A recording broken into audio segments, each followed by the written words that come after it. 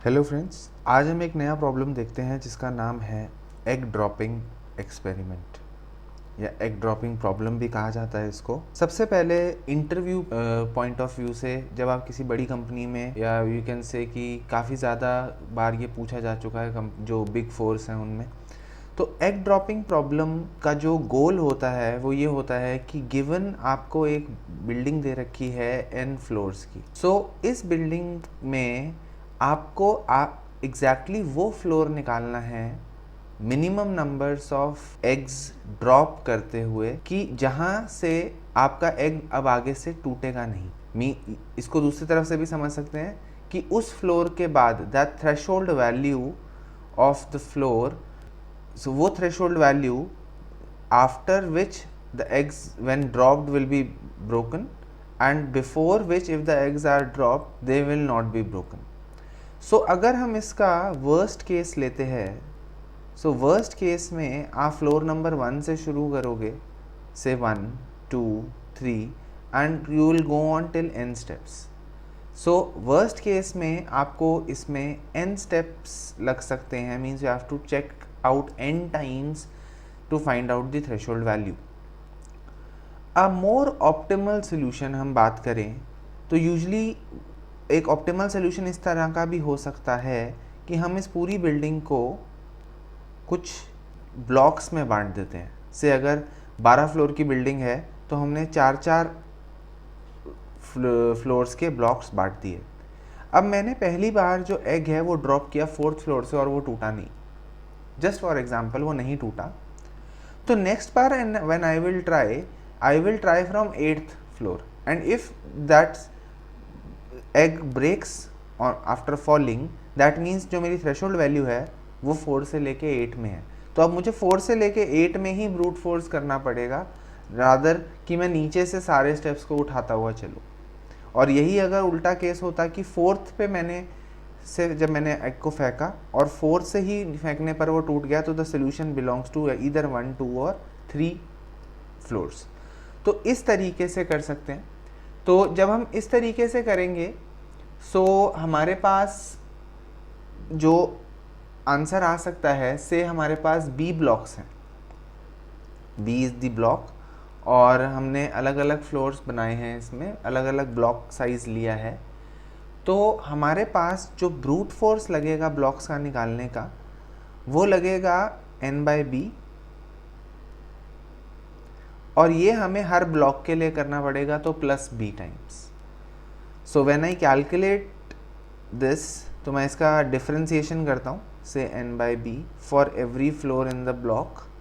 तो the answer I will be getting after this is 1 - n/b²। Putting this value to 0, I get b is equal to √n. Now starting में हमने लिया था कि जो हमारा सोल्यूशन होगा विद इन द ब्लॉक वो होगा n/b + b. So putting the value of b as √n, b is equal to √n, तो हमारे पास जो सोल्यूशन आता है वो आता है n/√n + √n, which is √n + √n, which is 2√n. Obviously 2√n जो है वो बेटर है ON से, but can we do better than this particular thing?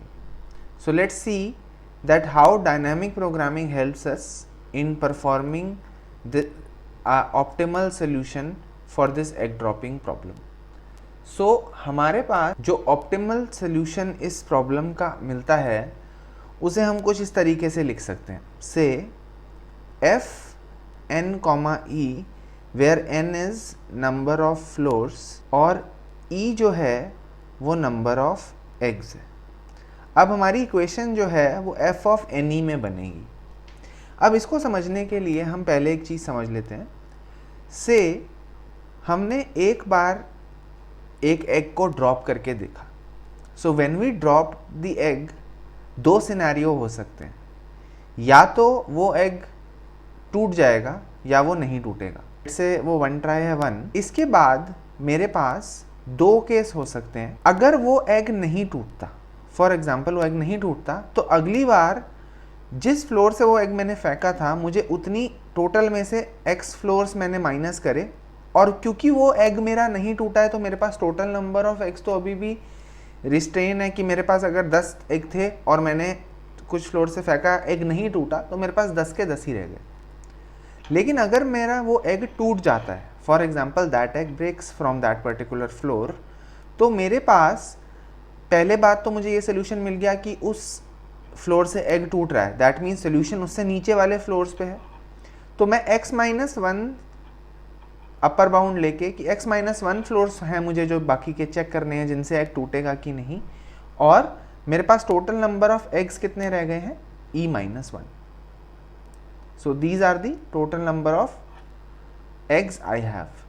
तो ये मेरा सिनेरियो बनता है जब मैं एक बार किसी एग को फेंकता हूँ।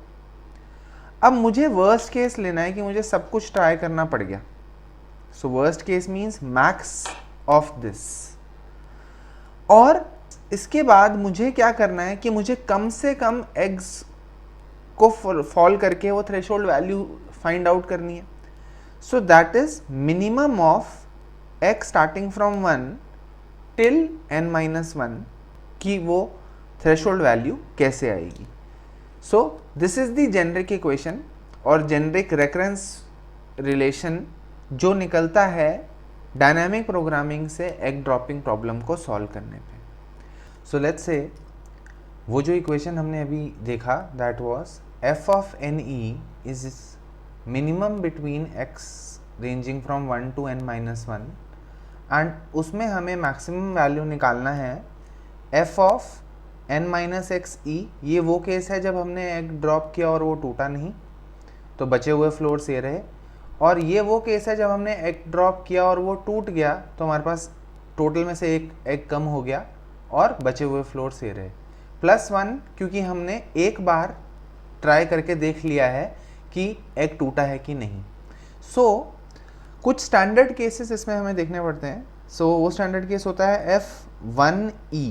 नाउ इस केस का मतलब है कि हमारे पास एक ही फ्लोर है, फाइन, और हमारे पास कुछ ई नंबर ऑफ एग्स हैं, तो हमें एक बार तो ट्राई करना ही पड़ेगा एग ड्रॉप करके ये चेक करने के लिए कि वो एग टूटता है कि नहीं।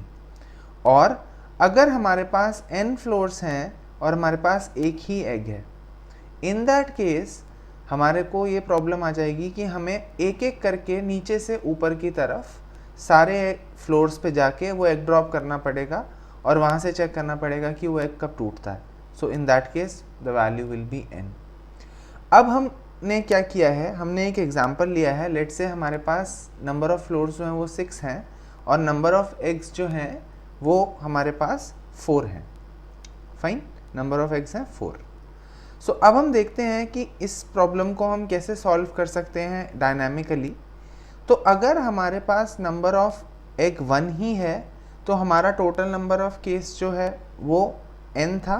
सो इन दैट केस हमारा जो आंसर आएगा वो आएगा 1 2 3 4 5 6, एज सिंपल एज दैट, क्योंकि वो एक सीधा सा आंसर है।